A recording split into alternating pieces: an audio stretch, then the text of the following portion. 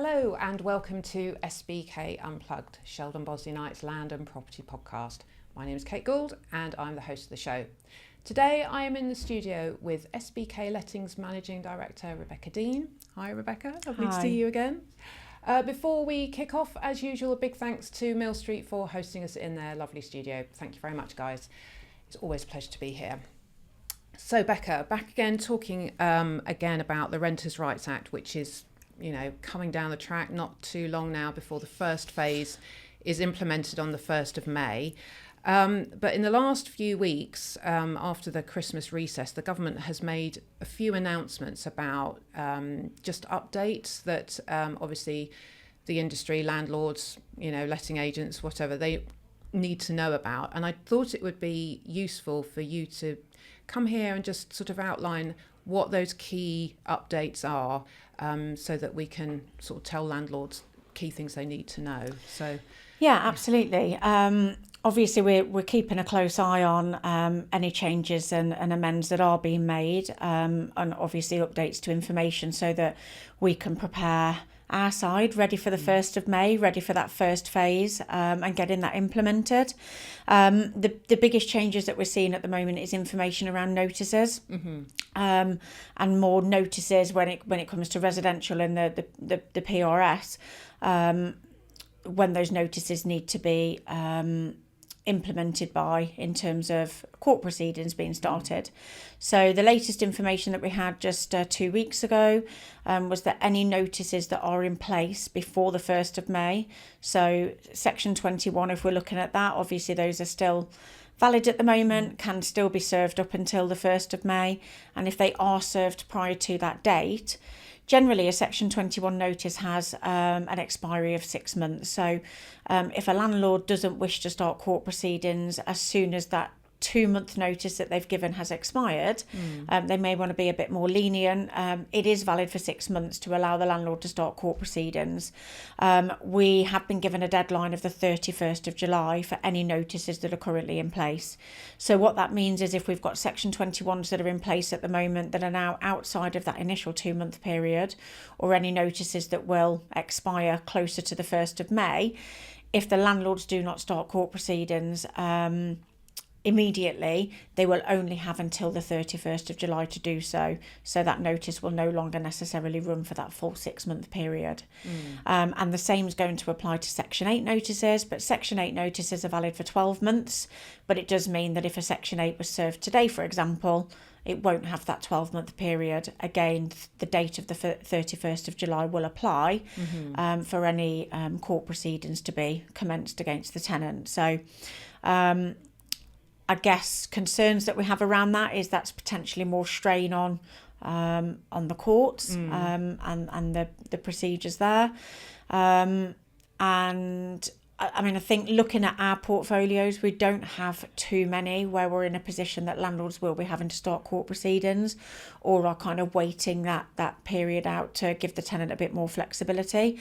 But obviously for landlords that may be in that position, whether they're tenant fine landlords with us, whether they have properties elsewhere, if there are notices in place at the moment, they really do need to look at the dates that those notices were served, so that if they do wish to take legal action against the tenant to get vacant possession of the property, they can do so before that deadline of the 31st of July. Right. Gosh.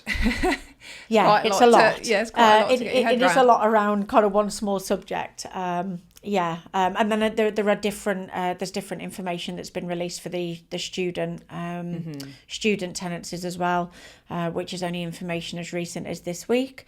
So for student tenancies, there's a little bit more flexibility being given in terms of the period of the notice. So as long as landlords have served a ground 4A, which is a notice letting the tenant know that they may seek possession before the 1st of May, then they are in a position to serve to the tenant a Section 8 notice for just 2 months between the 1st of May and the 31st of July.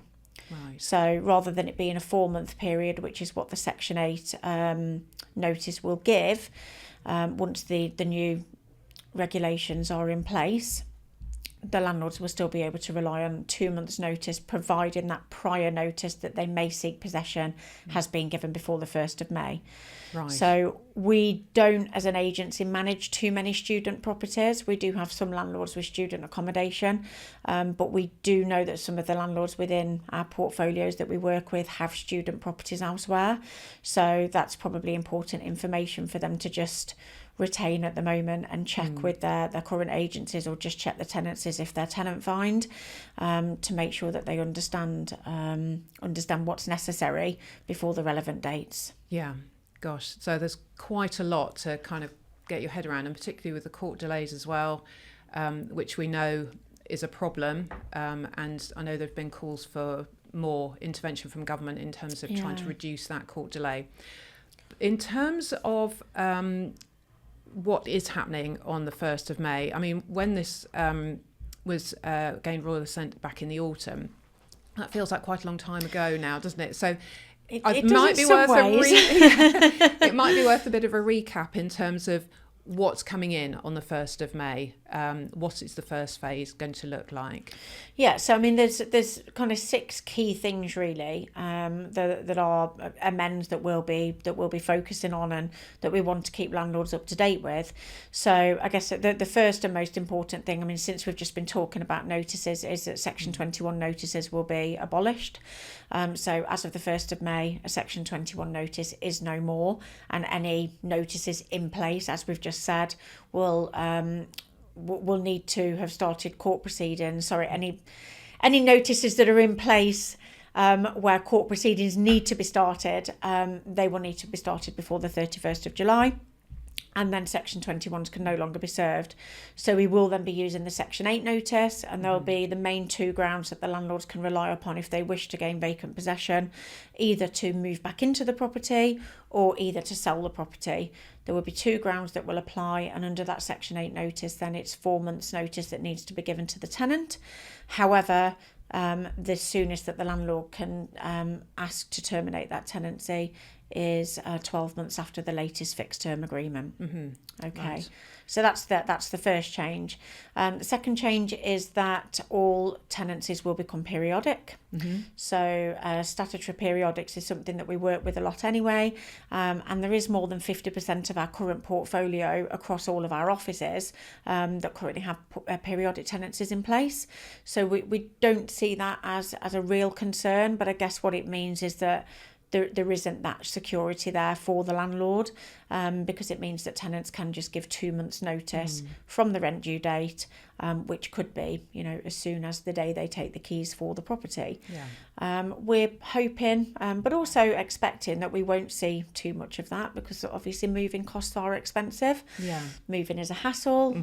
It does create stress. It's one of the most stressful things that we do, and the types of properties that we let, we do deal a lot with families as well, so that there are lots of considerations there around the frequency of which tenants will actually move, but for landlords, it means that although it's a periodic tenancy, the soonest that they can terminate is 12 months into that, from the date that tenancy is commenced. And then we move on to pets in properties. So this is a fun topic, I think is what we'll call it. So obviously there are a lot of landlords who are adverse to having pets in their properties, for a number of reasons, but mainly because of damages that could be created by pets. We do have tenants with pets in properties, and we don't see the damages that landlords are concerned about seeing. But we do sometimes, obviously, just like we sometimes let a property to a tenant who looks fantastic on paper, but unfortunately doesn't look after the property in the way that the tenancy stipulates. But what the change there does mean is that any current tenants will be able to request a pet. They will have the right to request a pet, and the landlord can only decline that request if they're in a position where they've got reasonable information to do so. So examples of that would be that if it is a leasehold property, they would have to prove that under the terms of the lease, a pet is not permitted in the property. So that's just one example of that. Then we have rent increases. So rent increases at the moment, a rent can be increased in line with the current market, or RPI. And the increase can be more frequent than 12 months, although most of our increases or reviews would take place after a 12-month period. 12 months will be the minimum time of which a landlord can review a rent, and it's going to change to 2 months' notice that has to be given to the tenant for that rent to be able to increase, rather than just 1 month. And we have to use a Section 13 notice. So we have been using Section 13 notices across our business anyway to make sure that the increase has been implemented in the right way. But where you are agreeing a new fixed term, for example, which obviously will no longer apply, but where we are agreeing a new fixed term at the moment with a new rent, the Section 13 isn't necessary. You can also just agree a new rent between a landlord and a tenant, and as long as we've got confirmation in writing from both parties that increase is agreed, again, a Section 13 isn't necessary. But we have been using those and getting into, I guess, good habits, ready for the Renters' Rights Act to come into place, and to make sure that our landlords are protected. But that Section 13 will need to be used after that date. Right.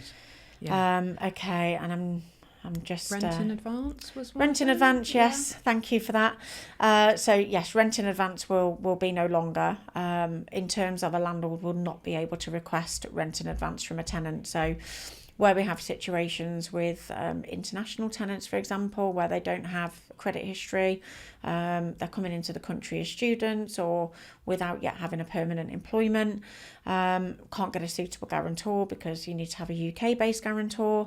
Rent in advance would normally be the way to be able to progress forward with that let.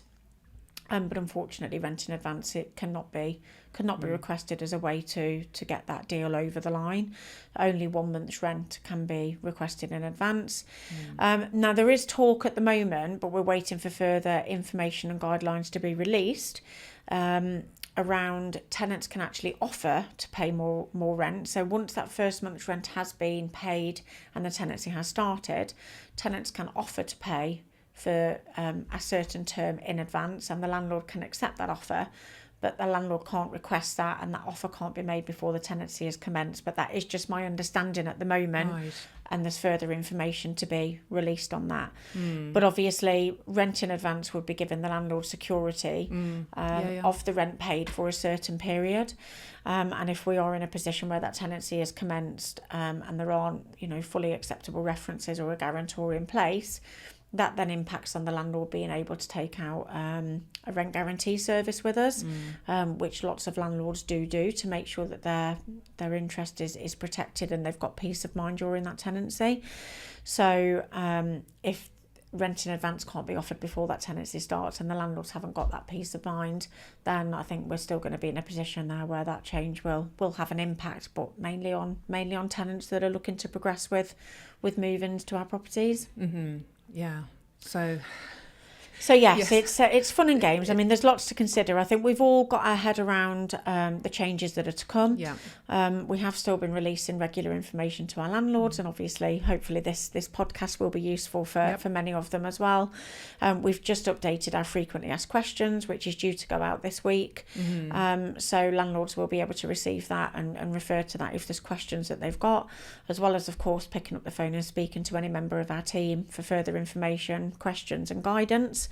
But yeah, over the next 2 months, it's just kind of a period of preparation for us.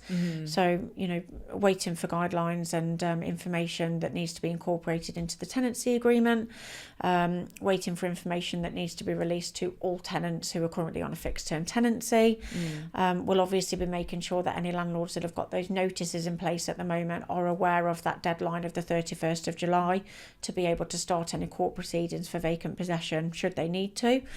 And then in addition to that, we'll be providing training to all of the team, so just to make sure that they are fully up to speed on all of the changes that are to come and the way that we need to handle conversations and information really, so that we can give the landlords the best possible advice and guidance and take them through this journey. Yeah, I mean, it sounds like from what you said sort of today and in the past that you and the team are absolutely on it in terms of giving that vital help and support to landlords as they navigate this journey, because there's so much information, isn't there? So Do you get any sense from the landlords how they're feeling about things at the moment, or are they just kind of happy to leave it to you guys to sort of, be their sort of safety net, if you will? Yeah, well, I think in the main, when landlords are paying for that fully managed service, they rightly expect that we will just take care of these new regulations when they come into force.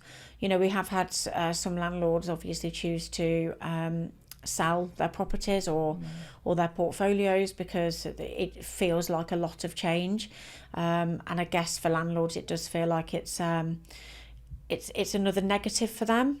I think with the changes that are coming, whilst they may not feel very good, I think the concerns really we're here to eliminate as much as we possibly can. And I think, again, it's about landlords just having the right protection in place to make sure they've got that peace of mind for any, breaches of tenancy or rent arrears that may occur during that tenancy. We've already talked about the court system and how that is overloaded and under pressure already in a lot of the areas that we work within.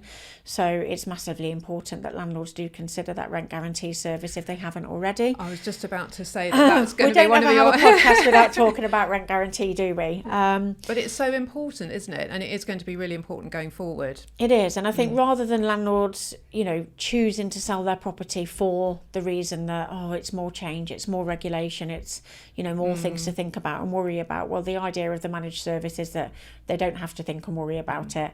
We're here to do the thinking for them and to get everything in place so that they don't have to worry. And then there are those additional services that we offer to give them the peace of mind so that should the worst happen, they've got the full cover on the financial side of things when it comes to the rent, but also on the legal expenses as well. So that in an overloaded court system, where it may take a bit longer to get a case to court, get an order for vacant possession, or even then have to wait for bailiffs if it gets that far, the landlord is still fully covered and protected, which means that they haven't got that financial loss, they haven't got that strain of having to deal with it all because we do that for them. We have seen some landlords choose to exit the market, which is a real shame, but we are also seeing landlords continue to buy and increase on their portfolios, so we're seeing that as a real positive. So I think a lot of the concerns have been alleviated. Obviously, we're yet to see how landlords feel when the reforms are actually in place. And I think that will be that will be when this feels a bit more real, I guess. When it is in place, but when we start to hear those questions and concerns from landlords when it comes to having conversations around new tenancies or just talking to them around rent reviews and the fact that it's now 2 months notice, I feel like we've done a good job in keeping our landlords informed, and so hopefully a lot of the questions that they will have around those things will not be there or will have already been made clear already. That's obviously what we've been aiming to do.